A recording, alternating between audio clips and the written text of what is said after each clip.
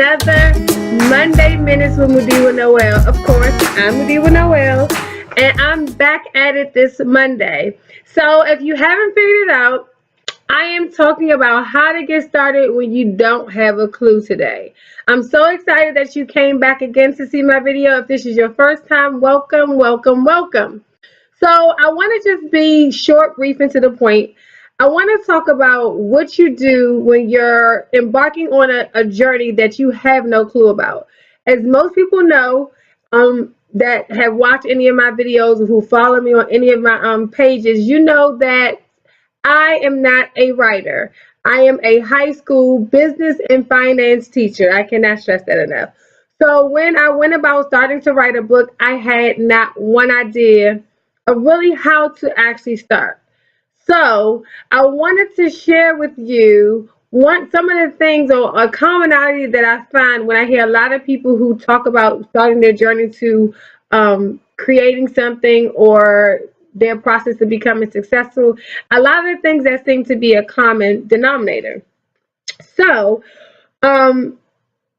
this topic began because the main question I got after writing my book was, how did you self-publish your book? Or a lot of times they would ask me, well, who published your book? And I would always say, I did. I self-published. And to some people, they had no clue. I'm not going to say it's totally easy, but they didn't realize how easy it was to self-publish a book. That's primarily because they haven't talked to the right person or they don't know anybody else who has. So the first thing that I did when I initially started to make a plan to kind of like go forward with it, because again, if you looked at my video from last week, you would know in 2013, I knew I was supposed to write a book. Well, I didn't really start writing my book until 2015. So by the time 2015 came, I was playing with ideas of how I want the book to sound and writing chapters and writing like an outline, basically the things that I wanted to talk about in each chapter. And that was in a whole different book. So then when I realized that the title of my book that I was going to first release was going to be The Material Girl, I had to figure out what and where I would start. And so where I started was in my journals. I started to look back at journals that I had written in previous years and reflected on some of the things that I talked about in those journals. And initially, I wasn't a journaler like, some kids grow up journaling and people like diaries and stuff like that. I would get the diary just for the sake of saying I had a diary and I can lock it up and just to say I had something. But I wasn't really one that was consistent in writing. I was a very talkative child, so I would talk about all my issues or I would talk about anything. So I didn't really bottle anything up. But when I matriculated into an adult, things changed. My circles were smaller.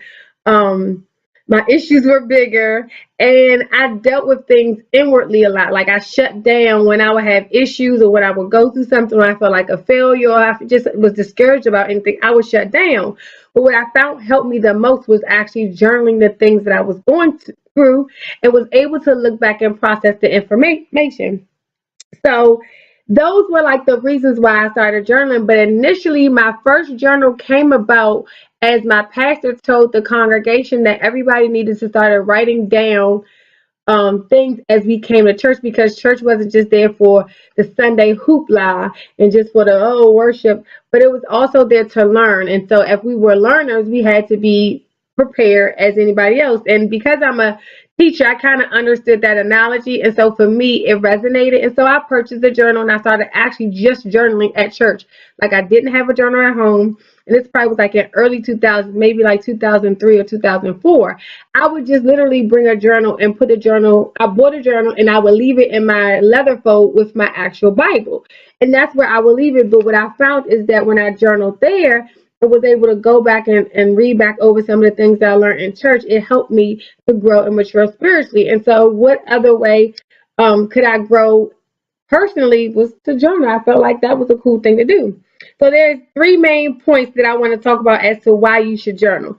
The first one is to reflect. Journals help you to reflect on things that you're going through. It helps you to make sense of things, and it helps you to be practical, because in your emotional state, sometimes we're not always that practical. So journaling helps you to actually reflect on those things that you're going through to see if it's really as big as you're making it or as big as it may feel in your emotional state.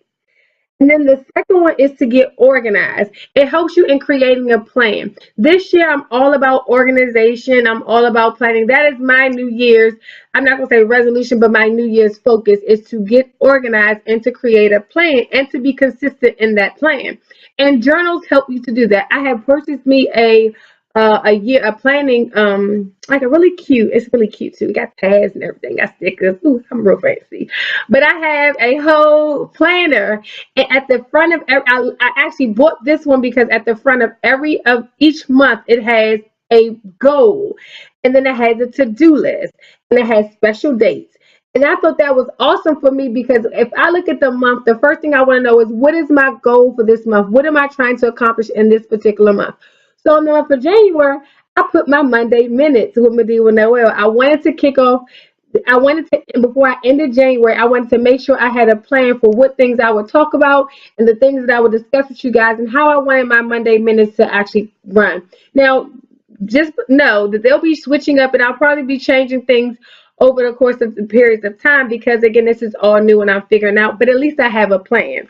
So, the last thing is to record ideas. Journaling helps you to record things that you could potentially forget.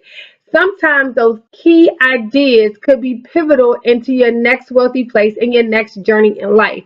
And so when you have ideas, you want to write it down. Now, some people may say, okay, I'm not really one to keep a notebook, or I don't carry purse, or I'm a guy, so I don't. Use your phone. Use your iPad. With technology that we have now, you have no excuse.